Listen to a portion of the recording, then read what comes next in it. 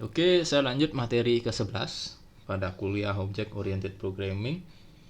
Itu membahas tentang polymorphism. Nah, ini jadi polymorphism adalah materi pertemuan ke-11. Nah, polymorphism ini di Indonesia itu biasanya orang-orang nulisnya begini, atau kita cek aja ya. Ini kayak enggak ada deh. Polymorphism. Nggak ada ya. Nggak ada. Jadi di kata polymorphism ini tidak masuk di kamusnya kamus besar bahasa Indonesia. Cuma dia ada dua tulisan. Jadi kalau tulis seperti ini di Java itu diizinkan. Jadi kalau ada orang nulis seperti ini versi Indonesianya cuma belum masuk kamus besar. Tulisannya yang asli polymorphism ini. Ini coba kita translate. WA-nya close dulu biar nggak bunyi. Nah, ini maksud saya. Oh, ini pakai I. Bentar, keliru berarti. Kita cari ya, apakah ini ada di KBBI. Nah, ada. Ya, kamu pasti baru tahu kalau bahasa Indonesia kita itu punya kata ini. Polymorphisme. Ini kata bahasa Indonesia. Jadi artinya adalah keberagaman bentuk, keberagaman struktur, ya gitu. Jadi beragam gitu ya. Nah, Inggrisnya adalah polymorphism. Nah, gimana bacaan ini tanya dosen bahasa Inggris loh. Ya, jadi polymorphism itu artinya adalah manifold. Polymorphism, manifold, banyak form, banyak bentuk, ya sama aja. Ini dihasilkan, ya, it occurs when ketika kita memiliki banyak kelas yang saling terkait satu sama lain secara inheritance. Jadi si polymorphism ini berarti banyak form. Jadi istilah atau konsep polymorphism itu dihasilkan ketika kita punya banyak kelas yang saling terkait satu sama lain dengan inheritance. Jadi kalau ada pewarisan, ada inheritance, ada keyword extends, ya ada keyword extends. Jadi dengan adanya keyword extends itu kita sudah punya istilah baru lagi.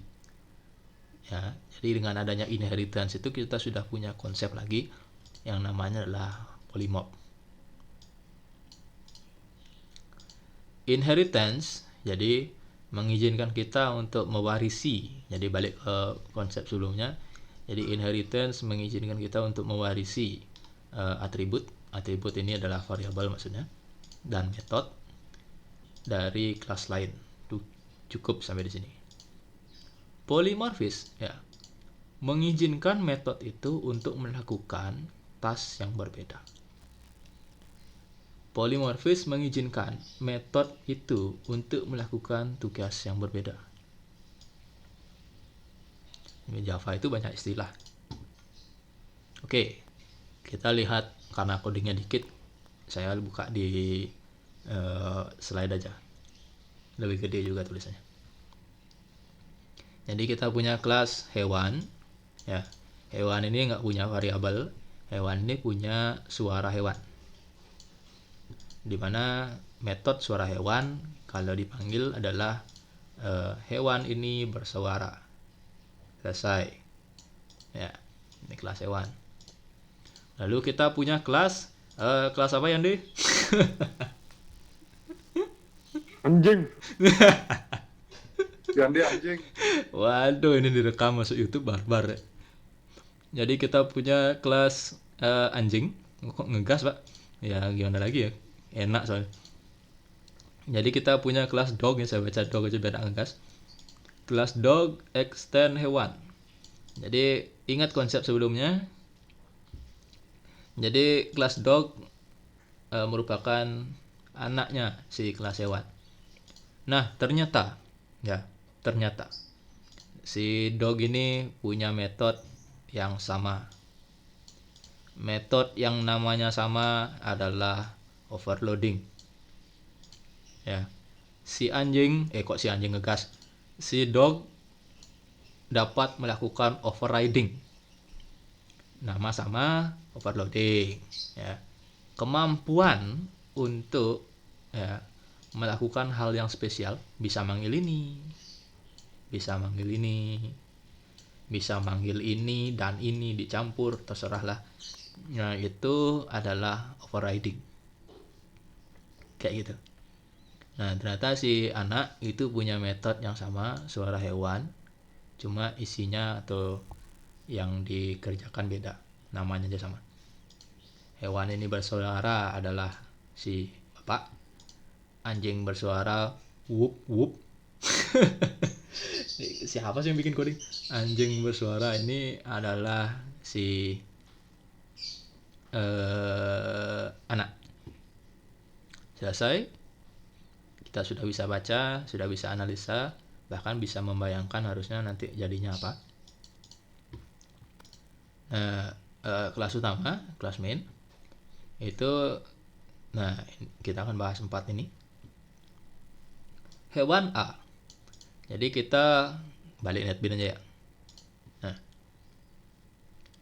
balik netbin, sip, kelihatan semua. Jadi kita ingat di kelas utama kita adalah Tuhan. Jadi kita ciptakan objek A. A ini adalah hewan. Ya. A ini adalah hewan. Jadi objek A diciptakan dari cetakan atau blueprint hewan. Berarti A punya suara hewan ini. Yang jika A suara hewan dipanggil, akan muncul tulisan hewan ini bersuara. Harusnya udah bisa baca kayak gitu. Lalu kita punya kita ciptakan lagi objek. Objeknya adalah Blackie. Blackie ini adalah hewan lagi. Blackie ini adalah hewan, ya. Tapi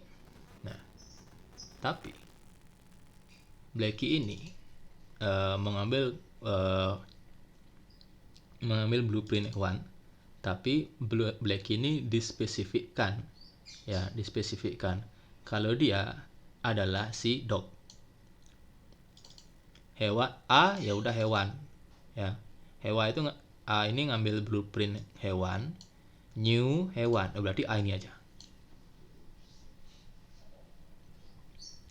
Lalu ada Blackie ini hewan, ya udah oke ini. Nah, ternyata Blackie itu dispesifikkan adalah si dog, ya. Jadi Blackie itu ini, ya. Memang agak membingungkan. Kenapa nggak langsung dibikin kayak gini aja?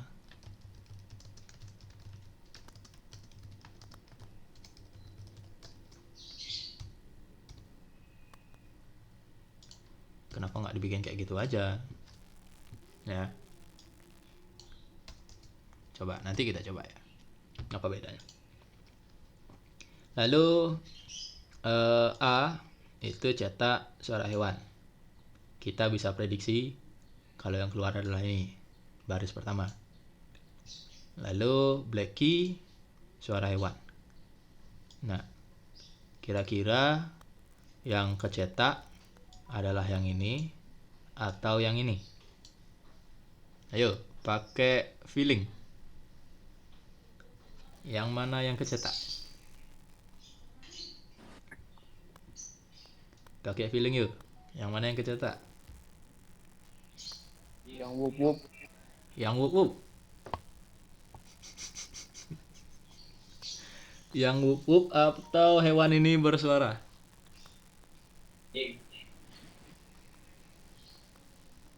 Ayo, yang mana yuk? Yandi, yang mana Yandi? Menurut saya itu keluarannya itu Yandek suara anjing gitu.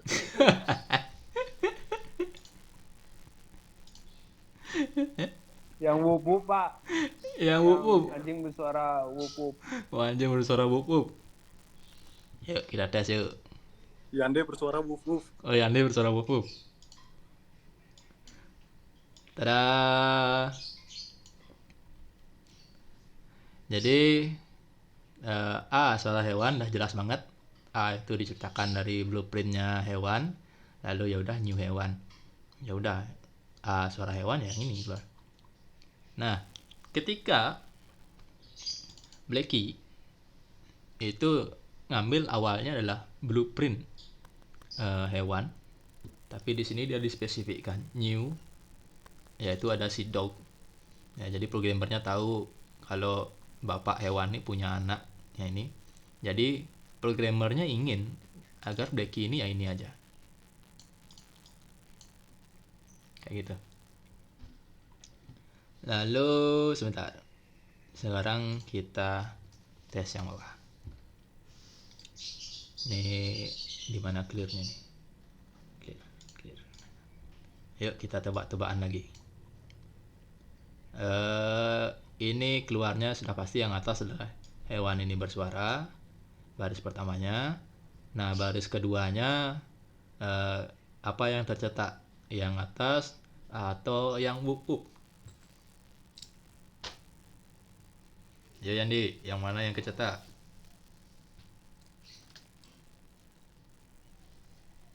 Yang manakah yang kecetak? Iya, Yandi jangan kabur nih. Loh, masih ada kok. Kakak lagi mikir keras. Lagi mikir keras. Ayo, yang mana yang kecetak?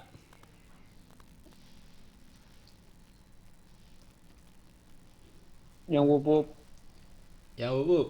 Yandi kok suka sekali dengan wup wup. Ya ini. Yuk, ya sudah pasti yang keluar adalah yang wup wup.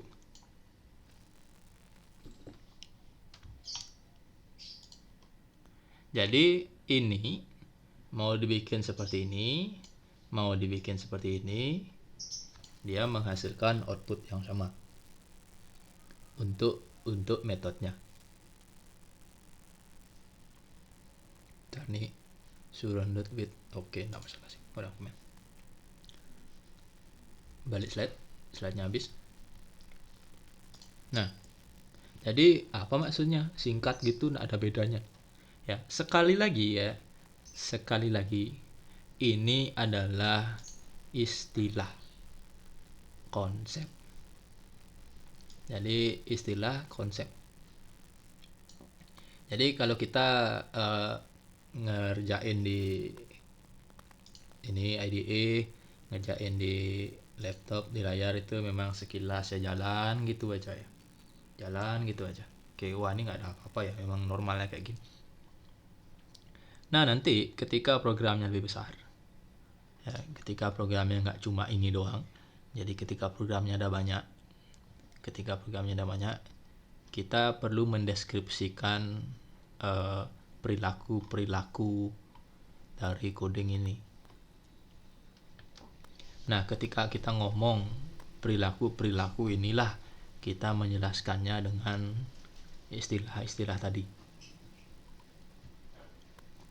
Saya punya dua kelas hewan dengan metode adalah suara hewan.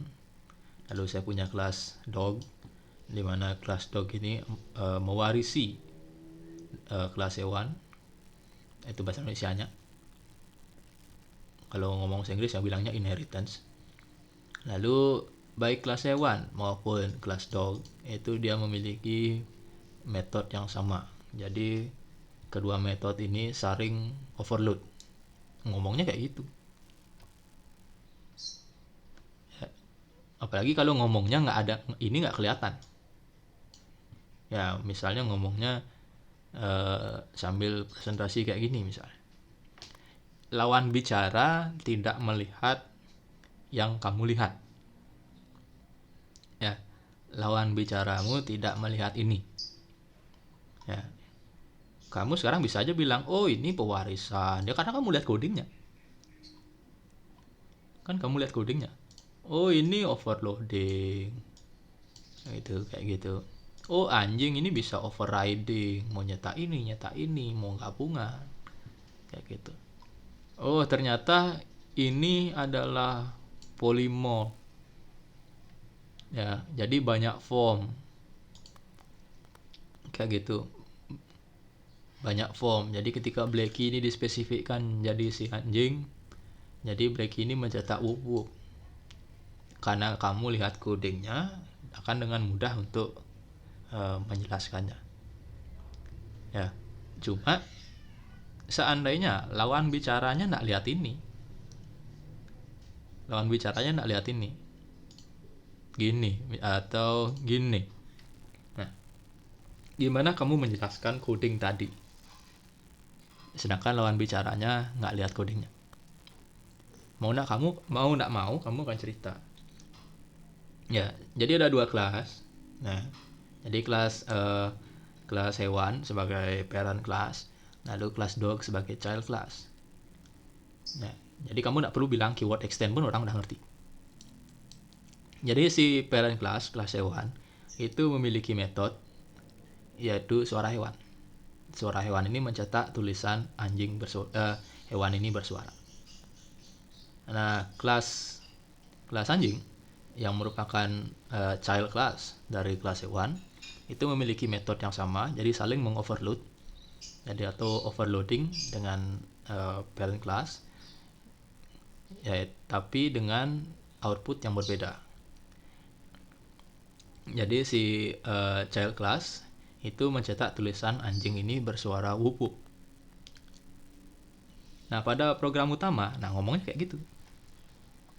Jadi menggunakan konsep-konsep tadi, istilah-istilah tadi. Karena Java itu ya dibilang rumit ya memang rumit, ya dibilang gampang, enak ya enak juga, kayak gitu ya. Jadi nggak perlu memikirkan yang namanya beda, namanya sama, gas saja, kayak gitu. Bisa manggil tanpa perlu bikin lagi. Kalau kita mau cetak ini, kita nggak perlu bikin lagi di sini, ya. Jadi jadikan warisan aja. Kita punya banyak variabel, panjang, lebar, tinggi, luas lingkaran, segala macam. Di bawah kita mau ngitung lagi, kita nggak perlu lagi bikin panjang, lebar, tinggi, luas lingkaran. Diwarisi aja kalau memang perlu. Ya itu kerumitan sekaligus membawa kemudahan. Nah, maksud polymorph tadi adalah banyak form. Jadi si Blacky ini, siapa dulu ini yang ngawur. Jadi si Blacky ini bisa dispesifikkan menjadi anjing. Si Blacky juga bisa ditulis seperti ini. Dimana kalau ini yang ditulis tidak ada whoop whoop di antara kita. Karena tidak ada objek yang menggunakan kelas anjing. Jadi kedua objek A dan Blacky itu menggunakan bapaknya. Ya. Kedua objek menggunakan bapaknya. Jadi ketika Blacky dispesifikkan, kamu koknya adalah kamu manggil anaknya, child class-nya. Ya sudah, dia akan berganti form. Jadi seperti itu istilah polymorph. Kira-kira ada yang ditanyakan?